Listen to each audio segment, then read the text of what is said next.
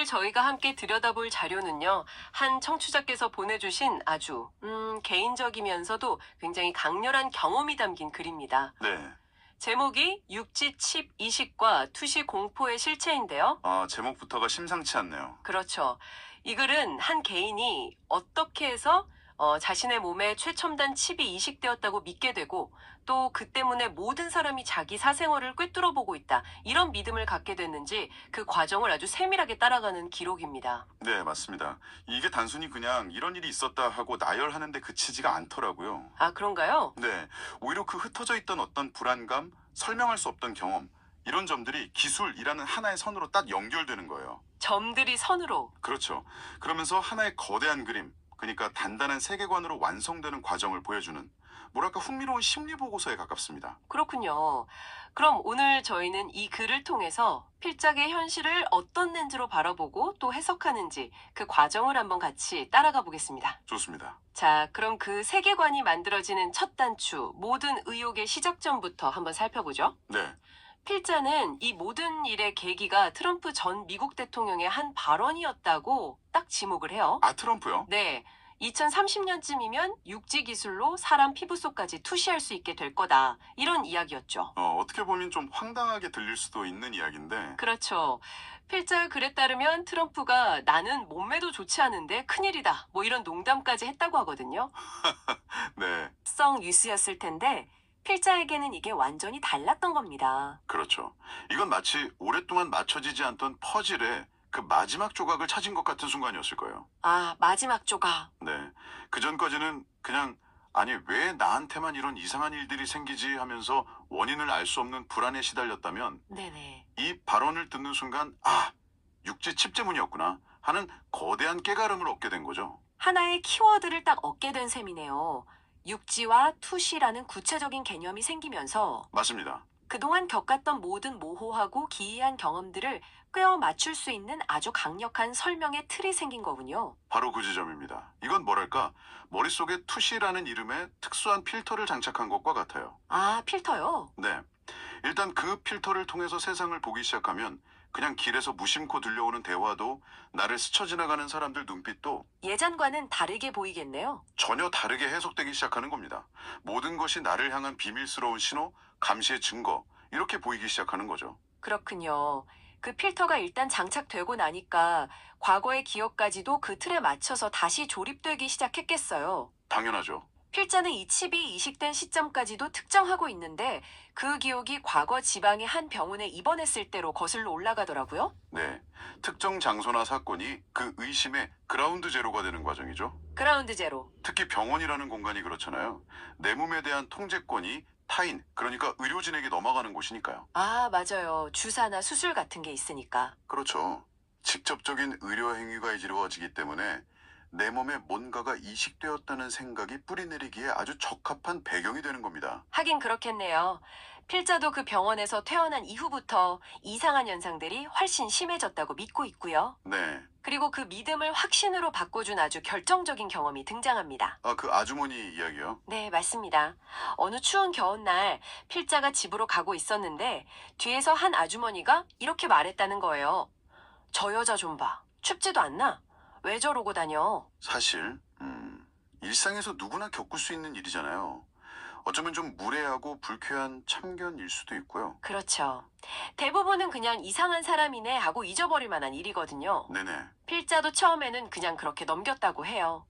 그런데 투시라는 필터를 장착한 후에 이 기억을 다시 꺼내보니까 이게 완전히 다른 의미가 된 거예요. 어떻게 말이죠? 왜 저러고 다녀? 라는 말이 그냥 겉모습에 대한 평가가 아니라 마치 자신의 옷 속, 더 나아가서는 자기의 경제 사정이나 속마음까지 다 꿰뚫어보고 하는 말처럼 들리기 시작한 거죠.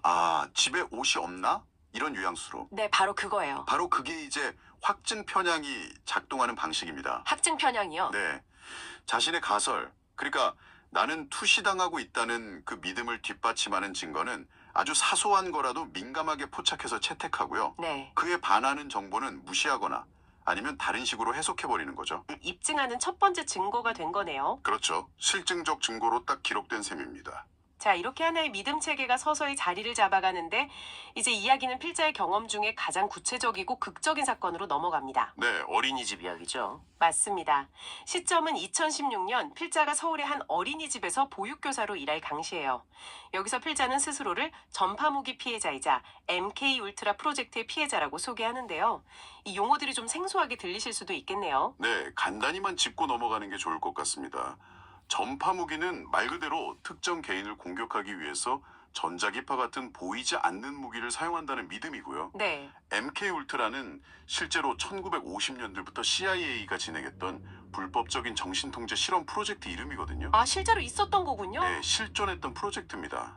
지금은 이 두 용어가 합쳐져서 어떤 거대한 세력이 보이지 않는 기술로 개인의 정신과 신체를 통제하고 있다는 그런 음모론의 핵심적인 상징으로 사용되고 있습니다. 그렇군요. 그러니까 필자는 이미 이런 배경 속에서 자신을 인식하고 있었던 거네요. 바로 그렇죠. 자신을 둘러싼 세상이 평범하지 않고 보이지 않는 공격과 감시가 일상이라는 인식을 갖고 이 어린이집 사건을 봐야겠네요. 네, 그게 중요합니다. 사건은 이렇습니다. 필자가 오후 당직으로 아기들을 돌보고 있었는데 자신을 가해하는 세력이라고 믿는 동료 교사 2명과 함께 있었어요. 네, 그때 한 아기의 부모가 아이를 데리러 왔죠. 아빠가 교실 문을 여는 바로 그 순간 필자는 교실에 뭔가 번쩍하는 느낌이 들었다고 아주 감각적으로 묘사를 해요. 번쩍하는 느낌. 물리적인 빛이라기보다는 뭐랄까 지금부터 비정상적인 일이 벌어질 거라는 일종의 신호탄처럼 느껴졌을 거예요. 아, 그렇죠. 연극에 막이 오르기 전 조명이 탁 쳐지는 것 같은. 네, 그런 효과죠. 그 직후에 정말 기묘한 상황이 벌어집니다. 두 동료 교사는 갑자기 입을 꾹 다물고 어색한 침묵에 빠졌고 아기 아빠는 멋쩍게 문 앞에 서서 들어오지도 못하고 있었다고 해요. 굉장히 긴장된 순간이네요. 이 불편한 침묵을 깬 게 나이든 동료 교사의 한마디였습니다.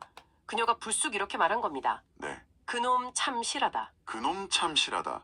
어린이집 교실이라는 공간이랑 상황을 생각하면 정말 맥락 없고 기이하게 들리는 말이네요. 그렇죠.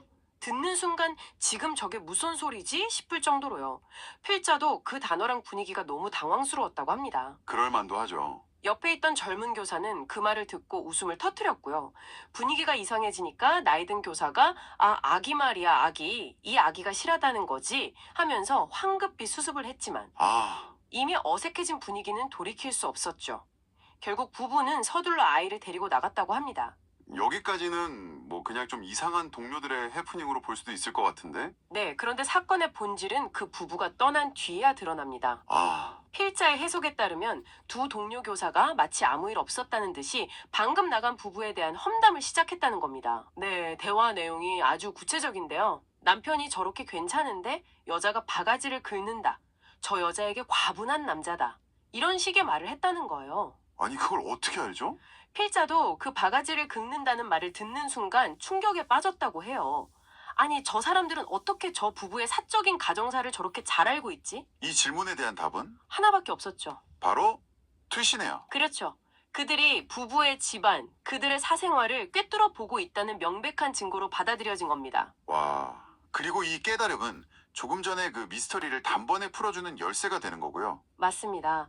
그놈 참 실하다는 말이 사실은 아기를 향한 말이 아니었던 거죠. 아, 아기 아빠. 네, 필자는 그 말이 문 앞에 서 있던 아기 아빠를 투시하고 던진 아주 부적절한 감상평이었다고 결론을 내립니다. 그러니까 번쩍하는 느낌과 함께 남편을 투시했고 네, 그에 대한 감상을 무심코 내뱉다가 들킬 것 같으니까 아기를 핑계로 교묘하게 둘러댔다. 완벽한 시나리오가 완성된 겁니다. 사건의 모든 조각들이 투시라는 하나의 그림으로 완벽하게 맞춰지는 순간이네요, 정말. 네, 어색했던 침묵, 기이한 말, 동료의 웃음, 그리고 그 부부의 사생활에 대한 험담까지 어느 하나 버릴 것 없이 모두가 그들이 특별한 능력을 사용했다는 증거가 되는 거죠. 와, 그리고 이 사건에 정말 섬뜩한 마침표를 찍는 대화가 이어집니다. 또 있나요? 네. 이 모든 험담이 끝난 후에 젊은 교사가 필자를 쓱 보면서 툭 던지도 물었다는 거예요.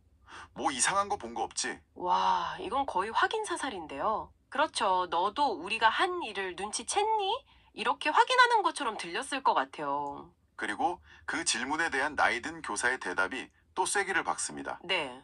옆에서 젊은 교사를 툭 치면서 이렇게 말했다고 하죠. 그런 거 못 봐. 우리만. 그러면서 말을 흐렸다는 겁니다. 우리만? 네.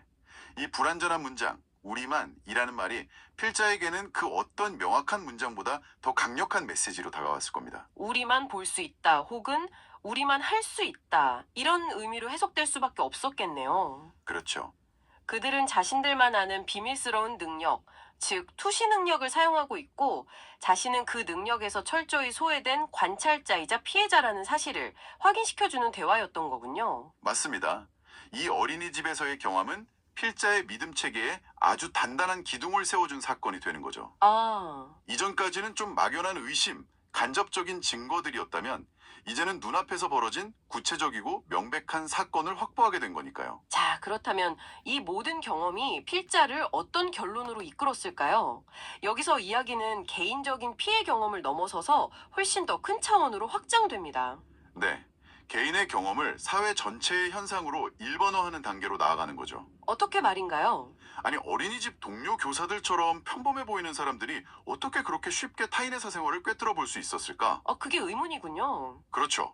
그 이유를 설명하기 위해서는 더 큰 전제가 필요했던 겁니다. 그 전제가 바로 대한민국 국민 전체에게 육지 칩이 이식되었을 수 있다는 아주 거대하고 충격적인 가설입니다. 네, 나뿐만 아니라 모두가 칩을 가지고 있기 때문에 누구나 잠재적인 가해자이자 피해자가 될 수 있다는 거죠. 그러면 그 어린이집 교사들은 그 칩의 기능을 활용하는 가해자 그룹에 속해 있었던 거고요. 필자는 그렇게 본 거죠. 이 거대한 가설을 뒷받침하는 마지막 증거로 필자는 V2K를 통해 들었다는 한 문장을 제시합니다. V2K요? 네, V2K가 보이스 투 스컬, 그러니까 머릿속으로 직접 소리를 전달하는 기술을 의미하는 용어라고 하는데요. 아, 필자는 이 기술을 통해서 다음과 같은 메시지를 들었다고 주장합니다. 온몸이 번쩍이며 투시가 된다. 그 여자뿐만 아니라 그 여자 주변 사람들도 마찬가지로 투시된다. 그 여자 주변 사람들? 이 구절이 결정적이네요. 맞습니다. 투시가 자신 한 사람에게 국한된 게 아니라 불특정 다수에게 적용되는 보편적인 현상이다. 나는 확신을 이 메시지를 통해 얻게 된 거군요. 네, 필자에게 이 메시지는 모든 의문에 대한 최종적인 답변이자 자신의 이론을 완성하는 마지막 퍼즐 조각이 된 셈입니다. 와, 트럼프의 예언으로 시작해서 병원에서의 의심, 길거리에서의 증거, 어린이집에서의 목격,